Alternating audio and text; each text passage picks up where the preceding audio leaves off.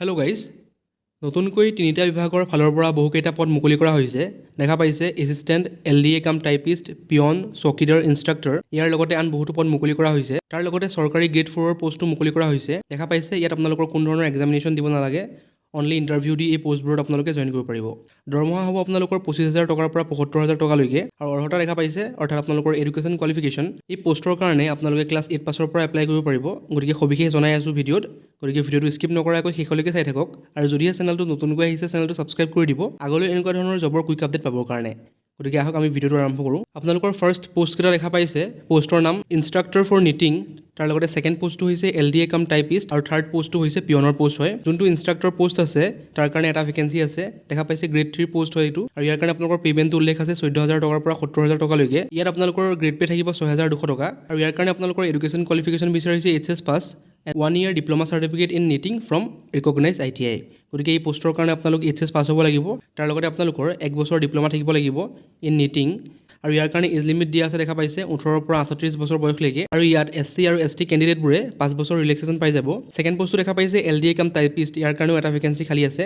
এইটো গ্ৰেড 3 পষ্টে হয়, আৰু ইয়াৰ কাৰণে পে'মেণ্ট থাকিব 14,000 টকাৰ পৰা 70,000 টকালৈকে। গ্ৰেড পে 6,200 টকা, আৰু এই পষ্টটোৰ কাৰণে আপোনালোকৰ কোৱালিফিকেশ্যন লাগিব গ্ৰেজুৱেট, তাৰ লগতে আপোনালোকৰ বেছিক কম্পিউটাৰ নলেজ থাকিব লাগিব, অৰ্থাৎ আপোনালোকৰ কম্পিউটাৰ ডিপ্ল'মা থাকিব লাগিব, আৰু এজ লিমিট ছেম হয় ইয়াৰ কাৰণেও। থাৰ্ড পষ্টটো দেখা পাইছে পিয়নৰ পষ্ট হয়, এইটো আপোনালোকৰ গ্ৰেড 4 পষ্ট হয়। দৰমহা দেখা পাইছে 12,000 টকাৰ পৰা 52,000 টকালৈকে। গ্ৰেড পে থাকিব 3,900 টকা, আৰু ইয়াৰ কাৰণে যিসকলে মেট্ৰিক পাছ কৰিছে তেওঁলোকে এই পষ্টৰ কাৰণে এপ্লাই কৰিব পাৰিব, আৰু এজ লিমিট ছেম হয় ইয়াতো। এই পষ্টবোৰৰ কাৰণে আপোনালোকৰ লাষ্ট ডেটটো দিয়া আছে 21 আগষ্ট।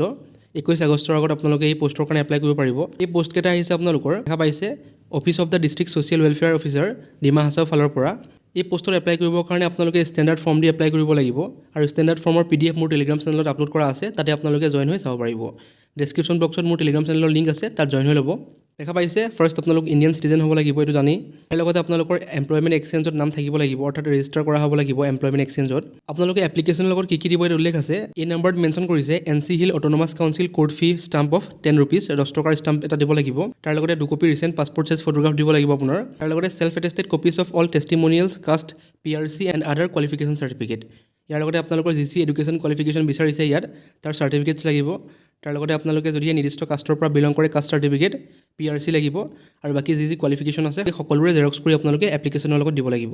দেখা পাইছে যোনটো ইয়াত আপোনালোকৰ পিয়নৰ পষ্ট আছে, পিয়নৰ পষ্টটোৰ কাৰণে আপোনালোকে কোনো ধৰণৰ এক্সামিনেশ্যন দিব নালাগে, কিন্তু যোনটো আপোনালোকৰ ইনষ্ট্ৰাক্টৰ ফৰ নিটিং আৰু LDA কাম টাইপিষ্টৰ পষ্ট আছে তাৰ কাৰণে আপোনালোকে এটা ৰিটেন টেষ্ট দিব লাগিব। 4 নম্বৰ পইণ্টত উল্লেখ কৰিছে for the post of instructor for knitting and LDA cum typist candidate must appear for written test. আৰু যদিহে আপোনালোকে ৰিটেন টেষ্ট ক্লিয়াৰ কৰে তাৰপিছত আপোনালোকৰ এটা ভাইভা কণ্টেক্ট কৰা হ'ব, আৰু ভাইভাৰ সময়ত আপোনালোকে সকলোবোৰ অৰিজিনেল ডকুমেণ্টছ লৈ যাব লাগিব। আপোনালোকে এপ্লিকেশ্যনখন এনভেলপত ভৰাই তাৰ ওপৰত আপোনালোকৰ ইমেইল ID আৰু ফোন নম্বৰটো ভালদৰে মেনশ্যন কৰিব লাগিব, যিহেতু আপোনালোকক ইমেইল বা ফোনৰ জৰিয়তে কণ্টেক্ট কৰা হ'ব। আৰু দেখা পাইছে date of written test and viva will be notified in due course of time. গতিকে এতিয়া কোনো ধৰণৰ ডেটৰ কথা মেনশ্যন কৰা নাই, কেতিয়া আপোনালোকৰ ৰিটেন টেষ্ট আৰু ভাইভা কণ্টেক্ট কৰা হ'ব।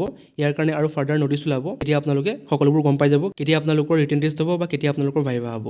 গতিকে আপোনালোকৰ যদিহে কোৱালিফিকেশ্যনৰ সৈতে মিলে তেনেহ'লে এই পষ্টৰ কাৰণে এপ্লাই কৰিব পাৰে। লাষ্ট ডেটটো যিহেতু 21 আগষ্টৰ তাৰিখলৈকে দিয়া আছে।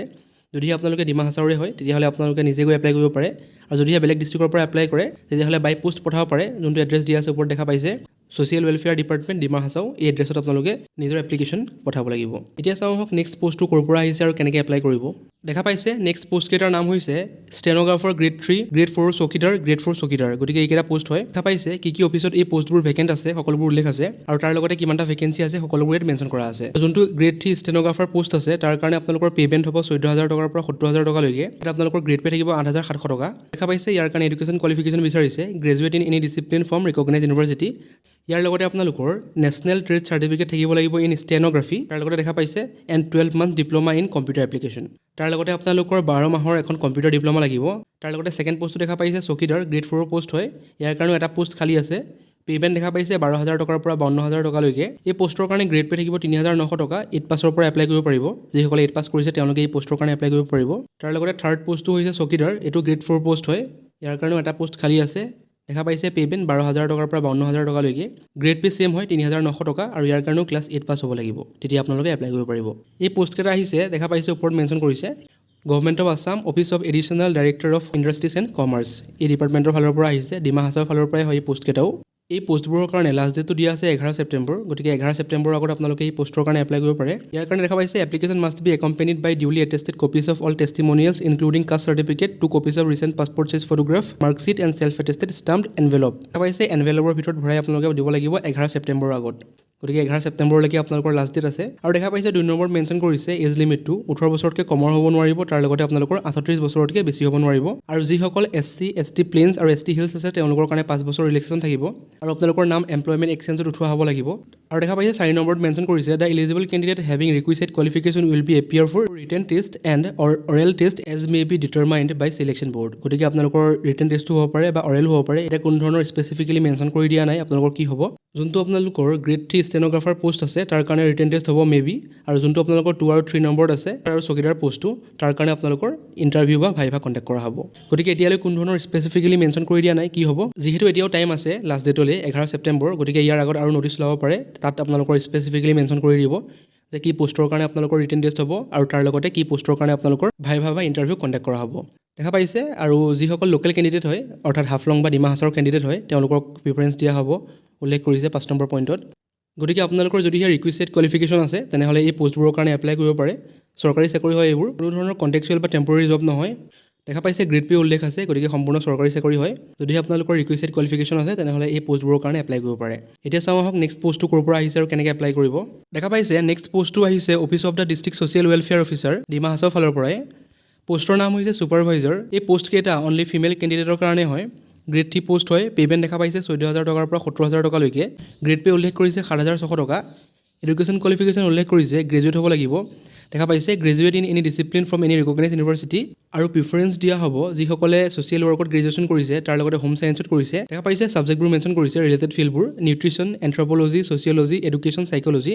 যদি আপোনালোকে এইবোৰ ছাবজেক্টত গ্ৰেজুৱেশ্যন কৰিছে তেনেহ'লে আপোনালোকক প্ৰিফাৰেঞ্চ দিয়া হ'ব দেখা পাইছে এজ লিমিটটো উল্লেখ আছে 18 পৰা 38 বছৰ আৰু দেখা পাইছে 5 বছৰ ৰিলেক্সেশ্যন আছে যিসকল ST আৰু SC কেণ্ডিডেট হয় আৰু ইয়াৰ কাৰণে লাষ্ট ডেটটো দিয়া আছে 25 আগষ্ট দেখা পাইছে 25/08/2026 এই পোষ্টত এপ্লাই কৰিবৰ কাৰণে আপোনালোক ইণ্ডিয়ান চিটিজেন হ'ব লাগিব তাৰ লগতে আপোনালোকৰ এমপ্লয়মেণ্ট এক্সচেঞ্জত নাম উঠোৱা হ'ব লাগিব আৰু দেখা পাইছে সকলোবোৰ ছেম হয় আপোনালোকে কোৰ্ট ফি পে'মেণ্ট কৰিব লাগিব 10 টকাৰ NC হিলছ অট'নমাছ কাউন্সিলৰ তাৰ লগতে 2 copy recent passport size photograph লাগিব আৰু তাৰ লগতে আপোনালোকৰ যি এডুকেশ্যন কোৱালিফিকেশ্যনৰ ডকুমেণ্টছ আছে আদাৰ যি কোৱালিফিকেশ্যনৰ চাৰ্টিফিকেট আছে সকলোবোৰ জেৰক্স কৰি চেল্ফ এটেষ্টেড কৰি আপোনালোকে দিব লাগিব আৰু দেখা পাইছে মেনশ্যন কৰিছে for the post of supervisor candidate must appear for written test গতিকে এই পোষ্টৰ কাৰণে আপোনালোকে এটা ৰিটেন টেষ্ট দিব লাগিব তাৰপাছত এটা ভাইভা কণ্ডাক্ট কৰা হ'ব আৰু ভাইভাৰ টাইমত আপোনালোকে সকলোবোৰ অৰিজিনেল ডকুমেণ্টছ লৈ যাব লাগিব আৰু দেখা পাইছে the application form as stated above should be submitted in seal envelope mentioning contact number self address within stimulated time গতিকে আপোনালোকে এপ্লাই কৰোঁতে এনভেলপৰ ওপৰত সকলোবোৰ মেনশ্যন কৰিব লাগিব আপোনালোকৰ এড্ৰেছ তাৰ লগতে আপোনালোকৰ কণ্টেক্ট নম্বৰ গতিকে এই পোষ্টত এপ্লাই কৰিবৰ কাৰণে আপোনালোকৰ ষ্টেণ্ডাৰ্ড যোনখন ফৰ্ম আছে সেই ফৰ্ম দি এপ্লাই কৰিব লাগিব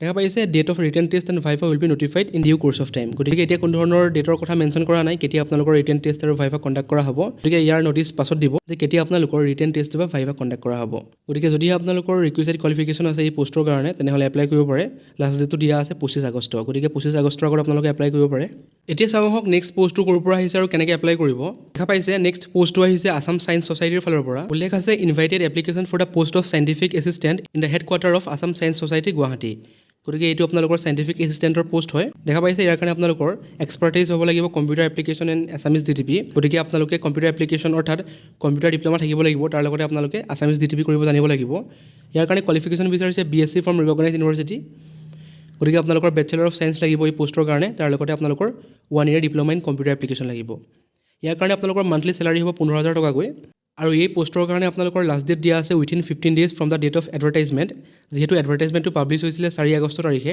গতিকে আপোনালোকৰ 19 আগষ্টৰ তাৰিখলৈকে আপোনালোকৰ টাইম আছে এই টাইমৰ ভিতৰত আপোনালোকে এই পোষ্টৰ কাৰণে এপ্লাই কৰিব পাৰে এপ্লাই কৰিবৰ কাৰণে আপোনালোকৰ যি এডুকেশ্যন কোৱালিফিকেশ্যনৰ ডকুমেণ্টছ আছে তাৰ লগতে ইয়াত যোনখন এপ্লিকেশ্যনৰ ফৰ্মেট এটা দিয়া আছে এই এপ্লিকেশ্যনখন প্ৰিণ্ট আউট কৰি সকলোবোৰ ফিল আপ কৰি লগত সকলোবোৰ আপোনালোকৰ এডুকেশ্যন কোৱালিফিকেশ্যনৰ ডকুমেণ্টছ দি পেলাই আপোনালোকে মেইল কৰিব লাগিব দেখা পাইছে ইমেইলটো উল্লেখ আছে এই ইমেইলটোত আপোনালোকে মেইল কৰিব লাগিব গতিকে 19 আগষ্টৰ আগত আপোনালোকে মেইল কৰিব লাগিব সকলোবোৰ ডকুমেণ্টছৰ সৈতে গতিকে আপোনালোকৰ যদি ৰিকুইষ্টেড কোৱালিফিকেশ্যন আছে তেনেহ'লে এই পোষ্টৰ কাৰণে এপ্লাই কৰিব পাৰে গতিকে এইকেইটাই আছিল আজিৰ জব এডভাৰটাইজমেণ্ট যদিহে ভিডিঅ'টো ভাল পালে চেনেলটো ছাবস্ক্ৰাইব কৰি দিব আগলৈ এনেকুৱা ধৰণৰ জবৰ কুইক আপডেট পাবৰ কাৰণে থেংক ইউ